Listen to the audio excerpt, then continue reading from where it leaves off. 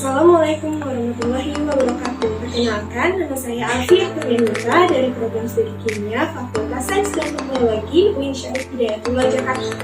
Pada kesempatan kali ini, saya akan melakukan praktikum struktur dan reaktivitas anorganik, yaitu pemurnian gas gubar atau garam besar dengan proses filtrasi dan rekristalisasi.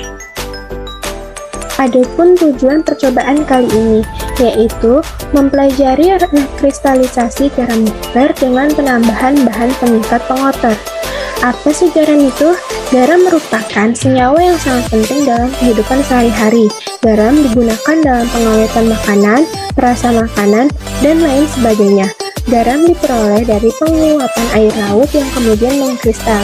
Garam yang belum dimurnikan masih mengandung zat-zat pengotor seperti kalsium, magnesium, aluminium, besi, sulfat, iodin, dan bromin. Untuk meningkatkan kualitas garam yang diperoleh dari laut dapat dilakukan berbagai cara seperti kristalisasi bertingkat, rekristalisasi, pencucian garam, dan pemurnian dengan penambahan bahan pengikat pengotor. Apa sih rekristalisasi itu? Rekristalisasi adalah suatu metode yang digunakan untuk memurnikan padatan.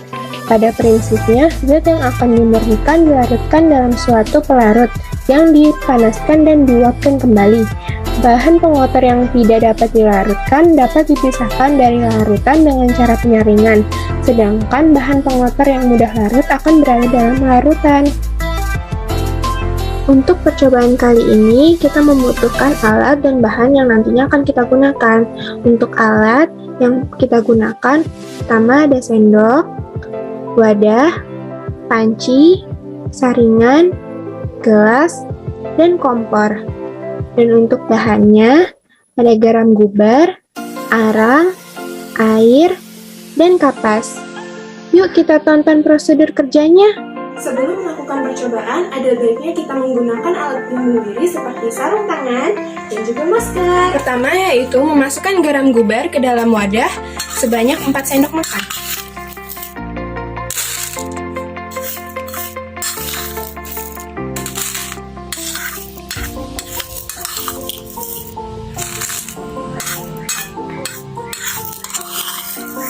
Langkah selanjutnya yaitu memasukkan segelas air ke dalam wadah yang berisi garam gubar.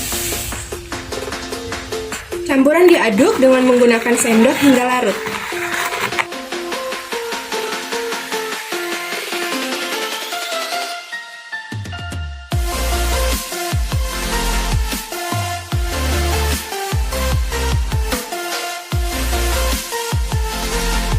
Setelah campuran larut, langkah selanjutnya yaitu larutan disaring ke dalam panci dengan menggunakan saringan dan kapas.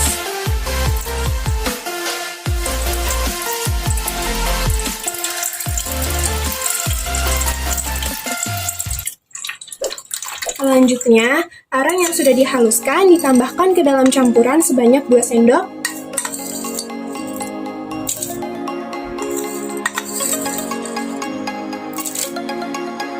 Lalu diaduk hingga merata.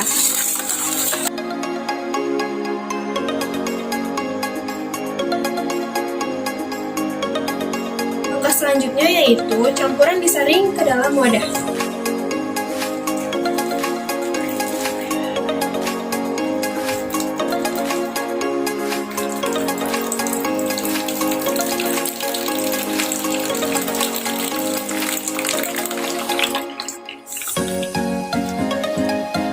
Saring kembali ke dalam panci agar semua arang tersaring secara sempurna. Sebelumnya, panci yang akan digunakan dibersihkan terlebih dahulu sebelum campuran disaring.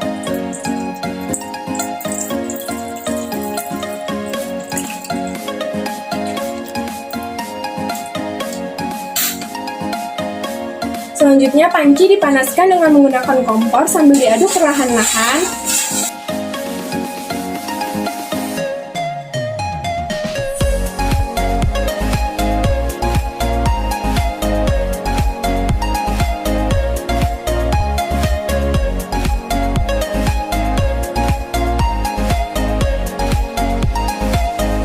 Masukkan segelas air ke dalam wadah yang berisi garam gubar lalu diaduk hingga larut. Tujuan penambahan air pada garam gubar adalah untuk melarutkan garam dan air hingga homogen. Pada proses pelarutan akan semakin cepat jika ditambahkan perlakuan dengan cara diaduk. Dengan mengaduk, maka partikel zat terlarut semakin bercampur dengan pelarut sehingga pelarutan semakin cepat dibandingkan dengan tanpa pengadukan. Setelah larut, saring larutan ke dalam panci menggunakan saringan dan kapas. Proses penyaringan dapat disebut juga dengan filtrasi. Filtrasi adalah proses penyaringan untuk menghilangkan zat padat tersuspensi dari air melalui media berpori atau medium penyaring. Filtrasi dapat juga diartikan sebagai proses pemisahan dengan cara melewatkan liquid melalui media berpori atau bahan-bahan berpori untuk menyisihkan atau menghilangkan sebanyak-banyaknya butiran-butiran halus zat padat tersuspensi dari liquid. Arang yang sudah dihaluskan ditambahkan ke dalam larutan sebanyak 2 sendok makan. Tujuan penambahan arang adalah agar zat pengotor pada larutan garam gubar dapat diserap oleh permukaan arang yang telah dihaluskan. Arang dihaluskan sebelum dicampur ke dalam larutan agar luas permukaan arang bertambah dan dapat mempercepat laju absorpsi atau peristiwa penyerapan suatu substansi pada permukaan zat padat. Selanjutnya, larutan dipanaskan dengan menggunakan kompor. Proses pemanasan dilakukan pada percobaan ini agar dapat mempercepat berlangsungnya reaksi dengan menguapkan air sehingga yang tersisa hanya garam. Berikut perbedaan garam gubar sebelum dan sesudah dimurnikan. Yang sebelah kiri yaitu sudah dimurnikan. Terlihat jelas warnanya lebih putih dibandingkan sebelum dimurnikan dan teksturnya lebih halus. Sedangkan yang sebelah kanan yaitu sebelum dimurnikan. Warnanya agak kekuning-kuningan dan atau sedikit kotor dan teksturnya lebih kasar. Saya ucapkan terima kasih, kurang lebihnya mohon maaf. Wassalamualaikum warahmatullahi wabarakatuh. Jangan lupa like, comment, and subscribe teman-teman.